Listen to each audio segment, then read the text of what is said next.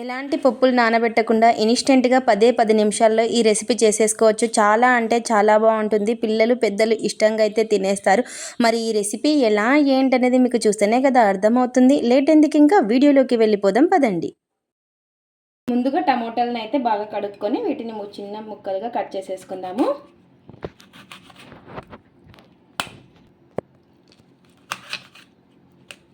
ఇలా ఈ విధంగా కట్ చేసేసుకోవాలి.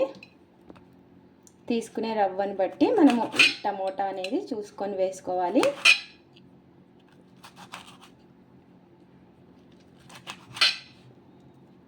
ఇలా ఈ విధంగా పీసెస్ లాగా కట్ చేసేసుకొని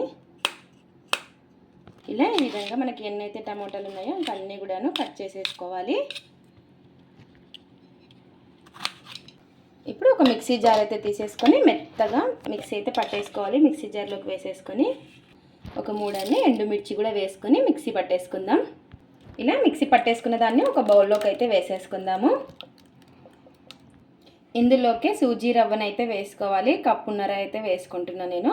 ఇక్కడ వచ్చేసి ముందుగా ఒక కప్పు వేసుకుందాము.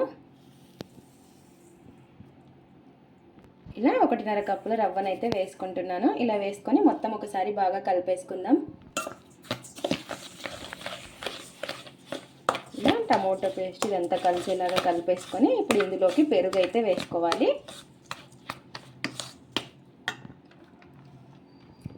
పెరుగు ఒక 1/2 కప్ అయితే వేసుకుంటున్నాను. ఇలా పెరుగు కూడా వేసుకొని మరి కొన్ని నీళ్ళు అయితే వేసుకోవాలి. ఒక 1/2 కప్పు నీళ్ళు కూడా వేసుకొని ఇప్పుడు మొత్తం ఒకసారి బాగా కలిపేసుకుందాము. మనకు ఇడ్లీ బ్యాటర్ వచ్చేలాగా కలిపేసుకోవాలి. నీళ్ళు అనేది చూసుకొని వేసుకుంటూ, లేదా మొత్తం ఒక పెరుగైనా వేసుకోవచ్చు మీరు. ఇలా మొత్తం కూడా బాగా కలిసేలాగా కలిపేసుకుందాము.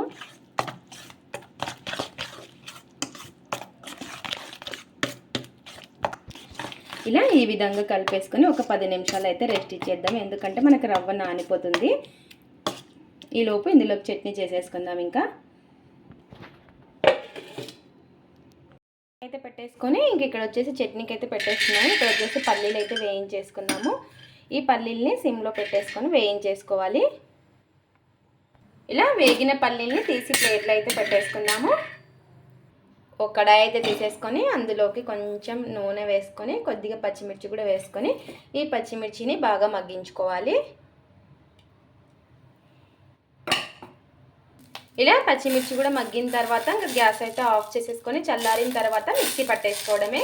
మిక్సీ జార్ అయితే తీసేసుకొని అందులోకి పచ్చి కొబ్బరి ముక్కలను అయితే వేసుకోవాలి. ఈ పచ్చి కొబ్బరి ముక్కలు వేసుకొని ముందుగా వీటిని మిక్సీ అయితే పట్టేసుకుందాము. ఇలా పచ్చి కొబ్బరిని పట్టేసుకున్న తర్వాత ఇందులోకి వేయించుకున్న పల్లీలు,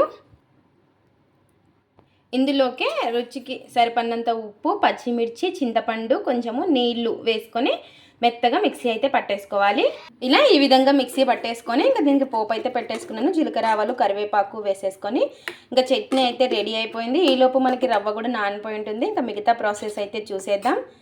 ఈ చట్నీ అనే కాదు ఏదైనా చాలా టేస్టీగా ఉంటుంది ఆ ఇడ్లీలోకి వచ్చేసి. ఇంకా ఇప్పుడు మిగతా ప్రాసెస్ అయితే చూసేద్దాం.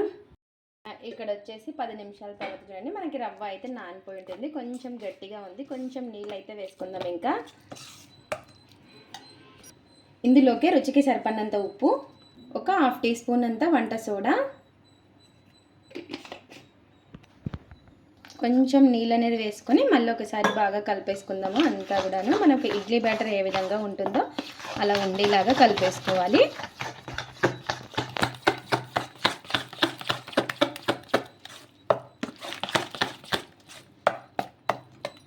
ఇలా ఈ విధంగా కలిపేసుకొని ఇడ్లీ ప్లేట్లు అయితే తీసేసుకొని ఇంకా కొంచెం ఈ విధంగా నూనె అనేది అప్లై చేసుకోవాలి అతుక్కోకుండా. మనకి ఎన్నైతే ఉన్నాయో ఇంకా అన్ని ప్లేట్స్ అయితే ఈ విధంగా నూనె అనేది అప్లై చేసేసుకోవాలి. ఇప్పుడు మనం కలిపి పెట్టుకున్న ఈ బ్యాటర్ని ఇందులోకి అయితే వేసేసుకోవాలి.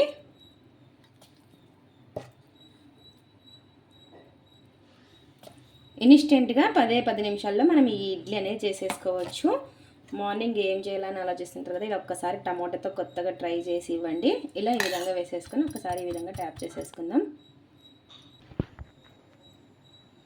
ఇలా ఇంకా మనకి ఎన్ని ప్లేట్లు అవుతాయో అన్నీ కూడా ఇదే విధంగా వేసేసుకోవాలి. ఇలా ఇడ్లీ ప్లేట్లన్నీ కూడా ఇంకా స్టాండ్లో అయితే పెట్టేసుకోవాలి. ఇడ్లీ పాత్రలో నీళ్లు వేసుకొని నీళ్లు బాగా మరిగిన తర్వాత ఇడ్లీ ప్లేట్స్ అయితే పెట్టేసుకుందాం.